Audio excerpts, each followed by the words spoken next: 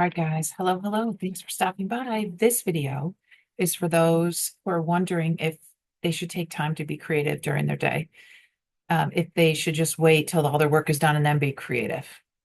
What do you think? So, as a brain doc, I want to give you some tips. So, I'm Dr. Barry Renzel. I have a business called Brain Fresh, and I coach women docs to help them find joy and purpose in a busy environment of healthcare. Okay, let's go. So, I was told, why don't you just be a doctor that does art rather than an artist that wishes she was a doctor, right? Until I read this really cool study that actually a few studies showing medical students and residents and doctors that took some time to focus on art, even just staring at a piece of art made them better diagnosticians, believe it or not. So it was very interesting. There was a foundation that their goal was to decrease medical errors. And they started funding certain studies and aligning with people looking into this.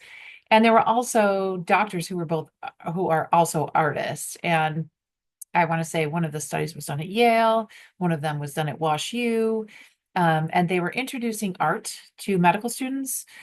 And by the end of the series of classes, they were looking at art for, a few seconds. And then by the end, they were looking at art for 10 minutes.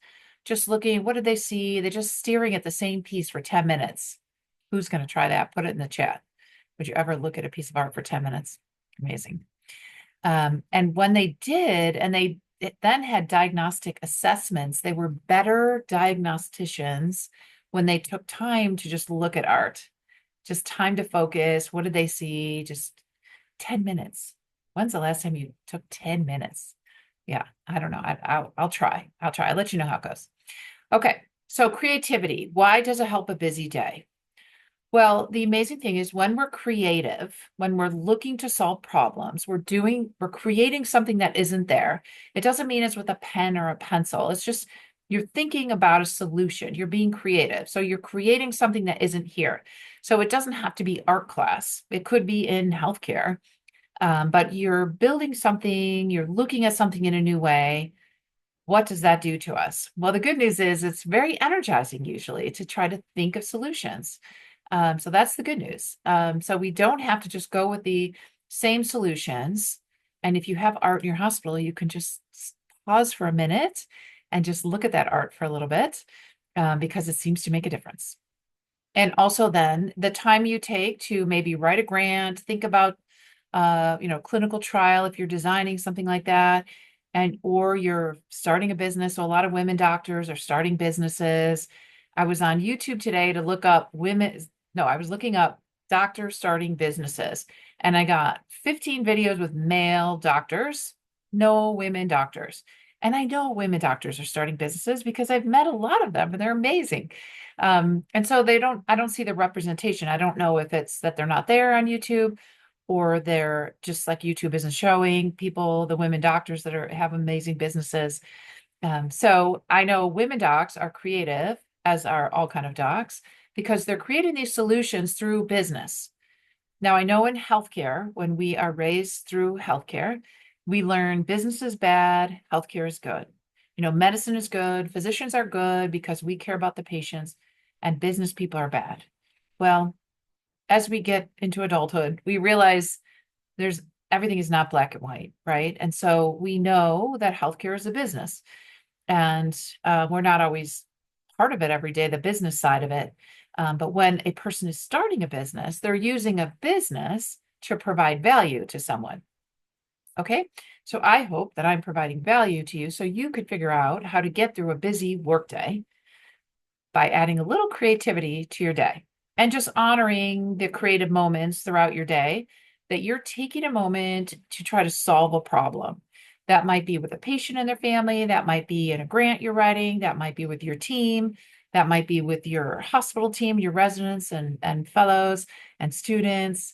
It might be in the med school. So there's a lot of different situations where you might be helping people solve a problem. That is creativity because you're creating a solution that isn't there yet. Okay.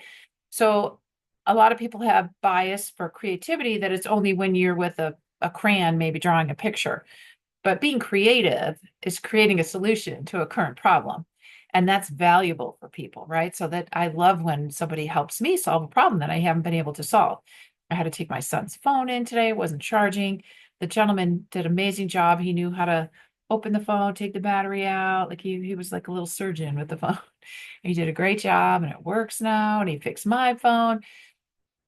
I mean, it took a long time, but it was valuable to me because those were problems that we had. So how do we increase our creativity in a busy day?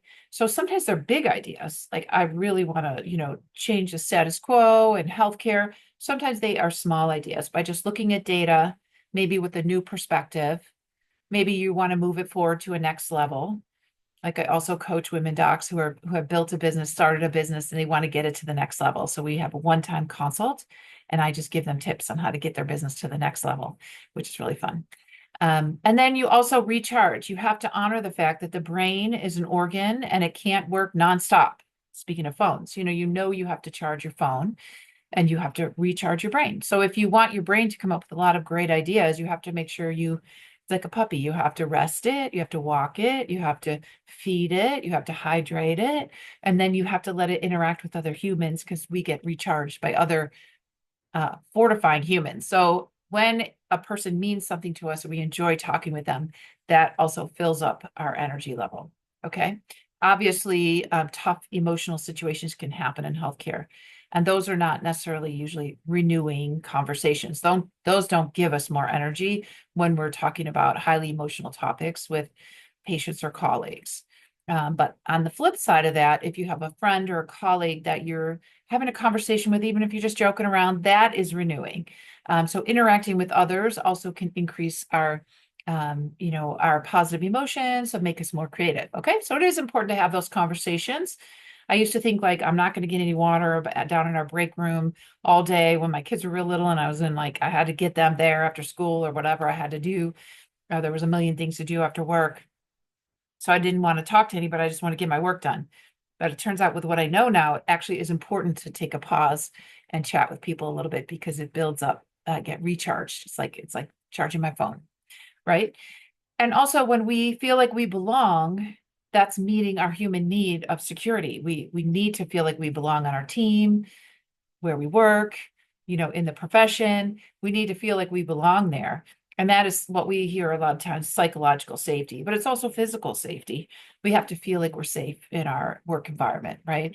That's the highest level need that we have. We also need to connect with our team, with if you're in a class or with your colleagues, we want to connect as a human, right? And we have to look at the environment. Is our environment conducive to belonging, or is everyone in their own little cubicle? No one can talk to anybody.